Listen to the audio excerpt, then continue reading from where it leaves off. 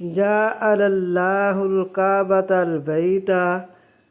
جعل اللہ بنایا اللہ نے، الکعبۃ کعبے کو، البیت گھر،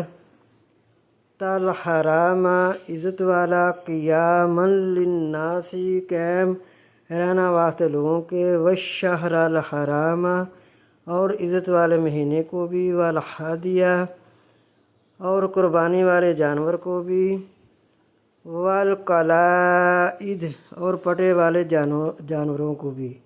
ذالک یہ کہ لتعلموا تاکہ تم جان لو، ان اللہ بے شک اللہ یعلم جانتا ہے، ما فی السماواتی جو آسمانوں میں ہے، وما فی الارض اور جو زمین میں ہے،